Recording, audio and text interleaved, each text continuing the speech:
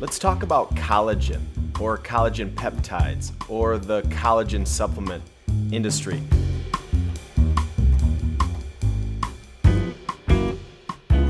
This is probably, top 5 question we get when we do a presentation, when we coach, just talking to the general population about supplementation. Hey Matt, what do you think of collagen? What do you think of collagen peptides? My skin is deteriorating. I need protein sources. Before we get into all of that, let's just step back, answer some simple questions. What are collagens? We naturally, as humans and animals, have collagen. It's that connective part of the body, the skin, the elasticity. And if you think about collagen, the definition or the Greek definition of collagen is glue. So think of it as the connection to some of the connective tissue, the skin. And so we need collagen. We naturally have collagen. And this is where the energy and excitement around collagen supplements are. But, I was reading an article, and the article was titled From Waste to Gold. See, one of the things I want you to really ask yourself, if you're thinking about doing collagen currently, is where does it come from?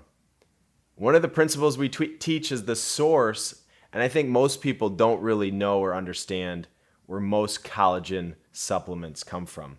And so this article From Waste to Gold was talking about how when we create leather, we take the skin of a cow or bovine, they call it bovine hide, and then there's excess.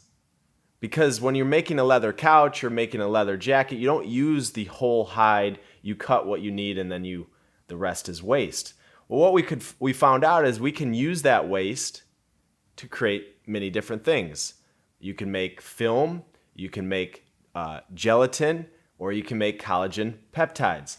And so the point of this article was waste to gold is we have all this waste when it comes to making leather or using the hide of bovine. And so if we can use it for other things, it's great for the environment. So I guess the positive of this conversation around collagen is we are reusing something that normally goes to the landfill. But here's something interesting. The collagen supplement industry will be at $5 billion by 2025. $5 billion by 2025. And the big reason is skin, connective tissue, protein sources, gut health. These are some of the claims that people are talking about. And think about this. The production of leather, what we can get out of leather is about $37 per gram versus they're estimating with collagen supplements, it's $1,000 per gram. So not only is it something we can use that we were throwing away, but it's now more profitable. This is why you're seeing an explosion of collagen supplements. There are some benefits, but I'm going to talk today on some better ways to increase or protect collagen that will save you a bunch of money. So one of the things we have to start with is collagen. The raw material of collagen is not absorbed in the human body. So it's not a good thing to just take collagen. We need to break it down. And when we break down collagen, usually coming from bovine or cows, you need to have hydrolysis. And two things happen. When hydrolysis happens to collagen, it creates two very common products that we hear about. Collagen peptides, which is a processed form of collagen that can be absorbed, or gelatin. This is the interesting thing that I was really fixated on when I was doing the research, is gelatin or jello comes from collagen or bones or animal products. And so the difference between collagen peptides and gelatin is one is fully hydrolyzed, the other one is partially hydrolyzed. And so when you partially hydrolyze gelatin or collagen, it creates gelatin. Now, why am I telling you this? Because these things have been around for hundreds of years. Gelatin, collagen peptides, but they're only becoming popular over the last 5, 6, 7, 8 years as we're in this desperate pursuit of anti-aging, in this desperate pursuit to hack our health. And I think we've gotten a little bit away from some common sense when it comes to these supplements. So collagen by itself is not a very efficient supplement. It needs to be broken down. I like to call it processing. It needs to be processed to make it more bioavailable. That's what the hydrolyzed collagen is. Hydrolyzed collagen and collagen peptide, those are the same thing. Now, Jell-O was made using animal bones and skin. If you don't know that, that's just how gelatin's made. There's actually, I looked this up, there are vegan forms of Jell-O. These things are made with different items that make it vegan, but Jell-O is not vegan. But gelatin, collagen, very similar. One is more of a jelly substance, a gel, and one is dissolvable in hot or cold water. Marine collagen, this is something interesting. Marine collagen is coming from the marine, so we're not using cows. We're actually using the skin from fish. Most of the time it's white fish, but most of the time we don't really know what type of fish, and so I really don't recommend marine collagen because that's going to be the most processed form of collagen. There's 29 different types of collagen. The big two that are being promoted are type 1 and type 3. These are the types of collagens that really rejuvenate the skin, improve gut health, improve our muscular repair.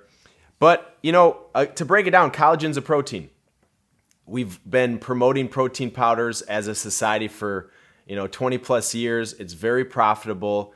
Many people believe that they need to consume more protein. You got Vital Protein, which is making a ton of collagen products. You got Obvi, you got Garden of Life, you got Bulletproof. So many different supplements on the market.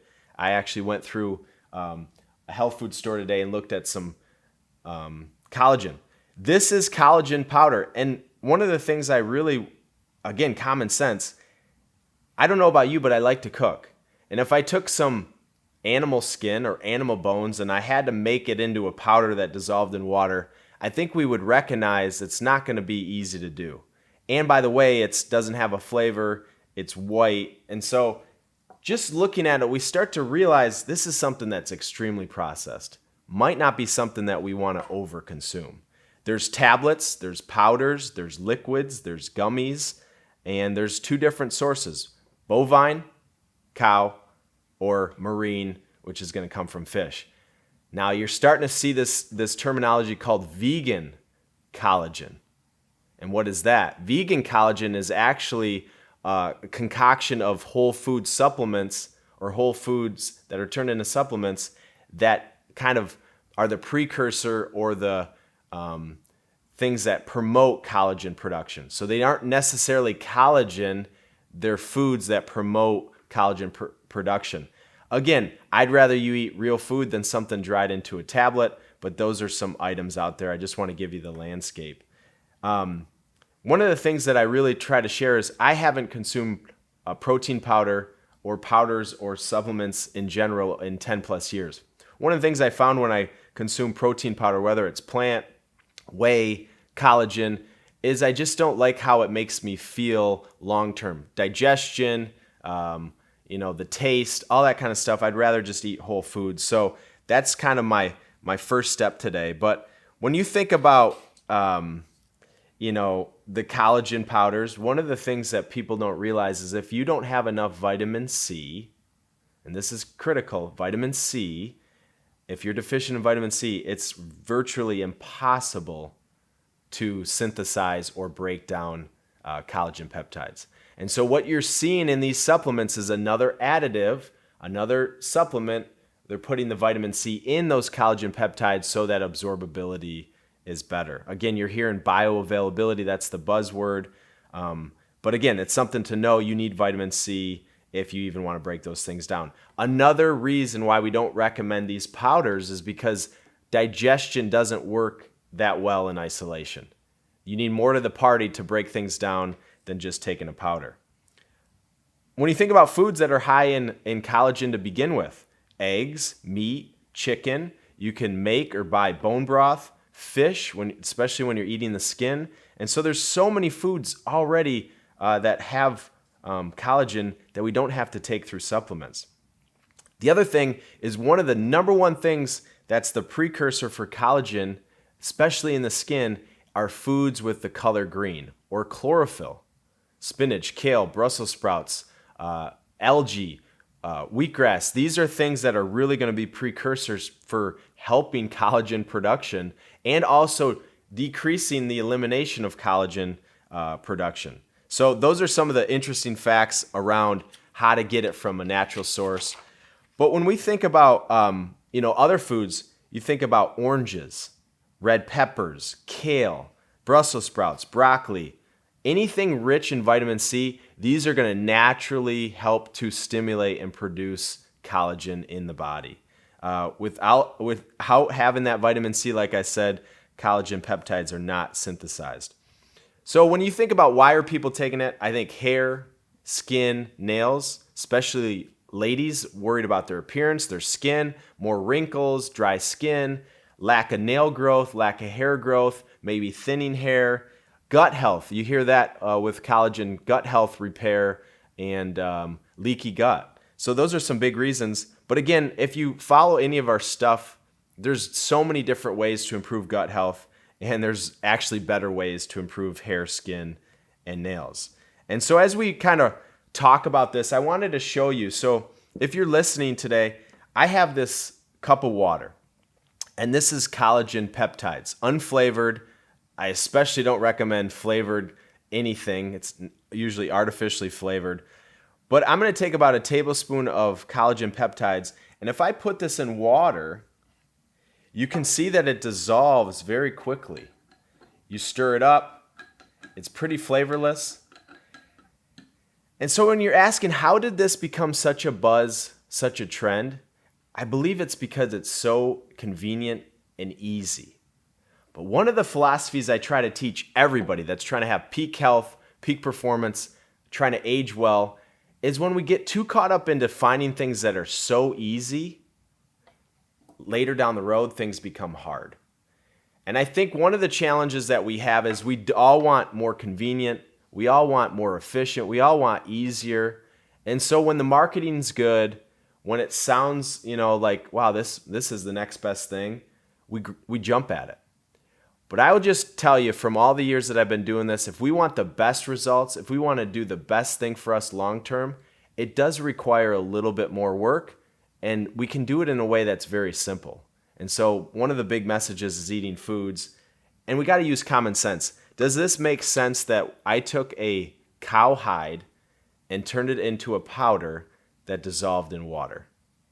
That doesn't make a lot of sense if we understand or don't want to eat things that are super processed. We got to go back to the source. So as we wrap this up today, I want to give you 5 kind of takeaways on how you can improve your collagen production. Number 1 is sleep. We know that while we sleep, we reduce and enhance collagen production. And so as we age, we know collagen is going to decrease. But sleep is, in my opinion, the number one way to prevent collagen breakdown, and it also restores collagen production. We're sleeping less than 6.5 hours a night. I can give you powders and gels and liquids, but we need to sleep closer to 8 hours a night. That's number 1. Number 2, managing stress. Stress, the stress hormones, these are devastating to our collagen. And so if we're not managing our stress with space, with breathing, with activities, whatever we're doing, meditation, we're going to break down collagen, whether we're taking it through powders or no supplements. Collagen's going to break down exponentially. Number 3 is cod liver oil. Now, why am I talking about cod liver oil? Not necessarily for the collagen production. Now, marine collagen's coming from fish, in many cases sometimes cod, but cod liver oil, in my opinion, is the number one thing for your hair, skin, and nails. Omega-3 fats are essential for every cell in the human body. Also has vitamin D3, also has vitamin E, which is antioxidant. Omega-3s, 95% of our society are deficient in omega-3s. This, in my opinion, is the number one thing for hair, skin, and nails. And for male and female, it helps with production of hormones, specifically testosterone. And so if you're thinking about protein supplements, this is a game changer number 3. Number 4, chlorophyll foods. I talked about it. Chlorophyll is the precursor for collagen. Brussels sprouts, broccoli, anything with the color green. But this is why we highly recommend spirulina chlorella. 2 parts here. Really good for your digestion. Amazing for helping the body repair itself. It's the precursor for collagen. Hair, skin, nails. I've seen so many people with acne issues, with dry skin, psoriasis. Spirulina chlorella is a game changer. And number 5, if you're going to take anything away from this episode or this video, number 5, we need to eat real food. If I'm going to make a smoothie and I need to add protein, I'm not going to search for a powder. I'm going to search for real food. That's why we created this smoothie blend. Flax seeds, chia seeds, hemp seeds, real food, putting it in a smoothie. When we start to get back to this source mentality, we spend less money and we get better results. Again, some of the best foods for creating collagen, not necessarily containing collagen, creating collagen: oranges, red peppers, kale, Brussels sprouts, broccoli. These are rich in vitamin C, helps to really create that collagen on top of chicken, eggs, bone broth, meat, fish. These things are going to contain collagen naturally. And so as we kind of wrap this up, one of the things I want you to pay attention to, if we start to overconsume things exogenously, meaning things that are outside of us, we naturally have collagen. But if we try to increase collagen by taking these supplements, I think we're going to spend way too much money and get a lot fewer results. If we back up and say, what can we naturally do? What are the foods that we can naturally eat? What are the activities that we can naturally do? What are the stress mitigating things that we can do? I believe this is the way that we really have true health. This is where we start to realize we have the power to feel our best if we go back to the source. See you again next time.